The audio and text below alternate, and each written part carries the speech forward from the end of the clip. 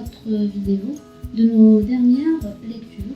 Il s'agit de 4 lectures. Commençons tout d'abord avec Le prophète de Khalil Gibran.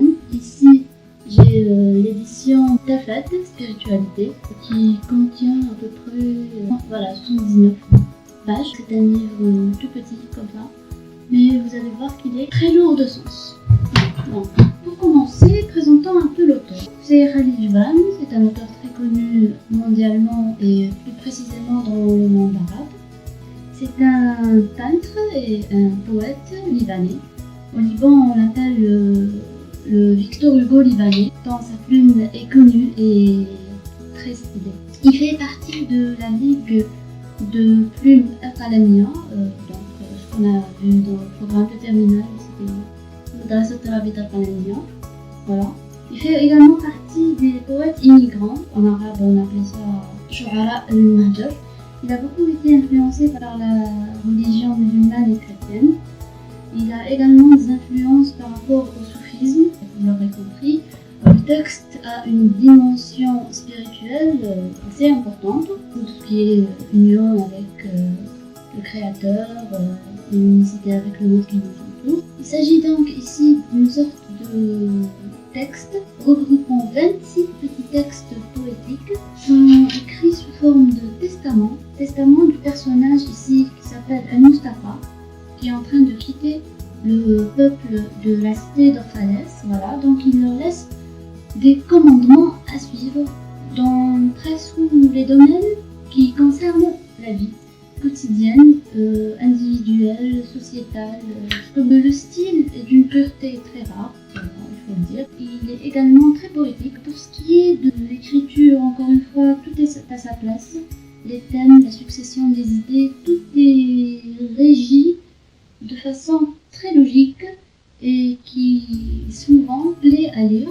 Concernant cette dimension spirituelle, il y a dans ce texte une sorte de sensibilité que l'auteur arrive à faire passer au lecteur. On devient nous-mêmes sensibles à ce qui nous entoure, voilà, c'est un peu le but, et c'est réussi en tout cas. Ça devient presque palpable. Personnellement, moi j'ai aimé ce côté-là. Donc il fait partie de ces livres initiatiques qui poussent le lecteur à la réflexion, à la remise en question de soi. Voilà. Si vous voulez conseiller une lecture à quelqu'un, je vous conseille de lui conseiller celle-là. C'est un livre qui pourrait faire changer la vision des choses à une personne, carrément. Et puis, dans un monde où la bêtise humaine a atteint son paroxysme, je crois qu'on aurait besoin de plus en plus de lectures de ce genre. Le deuxième livre que je vais vous présenter, c'est un livre tout petit, des éditions du Panthéon, Le dernier pied noir de Alfred Pons. C'est un livre qui n'est pas encore disponible en Algérie, peut-être qu'il le sera d'ici quelques temps. Moi, personnellement, je l'ai lu compris de la part d'une amie. Il s'agit ici d'un livre qui relève la problématique des pieds noirs. C'est l'histoire de Florent, un pied noir qui a quitté l'Algérie en 1962, qui est allé s'installer en France et qui a rencontré tous les problèmes qu'ont rencontrés les pieds noirs une fois en France, surtout ceux qui n'avaient jamais quitté l'Algérie. Voilà, il faut dire que Florent a vécu en Algérie toute sa vie. Donc c'est comme une sorte de déracinement. Il s'est heurté à cette réalité qui est identitaire. Qui suis-je? Suis-je algérien? Suis-je français? Les métropolitains ne le considèrent pas comme un français et les Algériens ne le considèrent pas comme un Algérien. Une fois là-bas, il va commencer à faire toute une comparaison entre la France et l'Algérie, et il va commencer à comparer son appartement, la taille de l'appartement, la lumière, et les choses ne vont pas s'arranger vraiment quand il va rencontrer une fille qui s'appelle Va en tomber amoureux, et elle aussi va en tomber amoureuse. Ils vont se fréquenter pendant quelques temps, mais quand Solange apprend que Florent est un pied noir, elle va avoir une réaction pour le moins bizarre, elle va rester perplexe.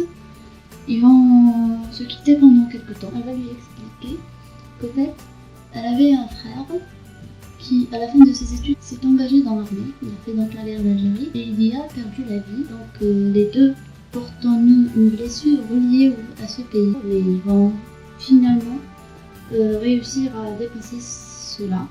Ils vont avoir un enfant et la fin du texte est très touchante. Un jour, elle lui annonça qu'elle était enceinte. Le visage de Florent resplendit de joie. Il lui susurra à l'oreille: cet enfant que tu portes, ma chérie, n'est ni un pied noir ni un métropolitain, c'est un petit français. Le dernier livre que je vais vous présenter, c'est également le dernier roman de Mouloud Mamri. Voilà. Il s'agit donc de La Traversée, des éditions d'Al-Othmania. Voilà. Je l'ai eu à 300 dinars, donc ça va, c'est assez abordable. Donc ce roman effectivement relate une traversée, la traversée du désert par un groupe de journalistes de chez Alger Révolution, voilà, et de deux Français également, qui font partie du groupe.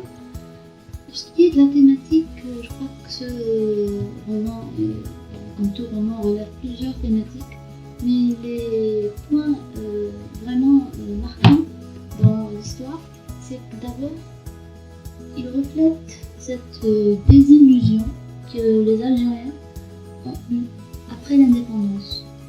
C'est un peu la représentation d'une société, voilà, avec tous ces mots de l'époque. Surpopulation, arabisation, prémices de l'islamisme, c'était 80. Et également, il y a une sorte de volonté par l'auteur, et Mouloud Mamri d'ailleurs il est connu pour ça, de préserver le patrimoine du Sahara. Et ça se voit à travers la musicalité qu'il y a à l'intérieur, à travers toutes les références aux traditions touareg. Par exemple, le chant de l'Ahlil, et tout ce qui est comme chant, danse folklorique, tout ce qui est comme référence, tenue, tradition.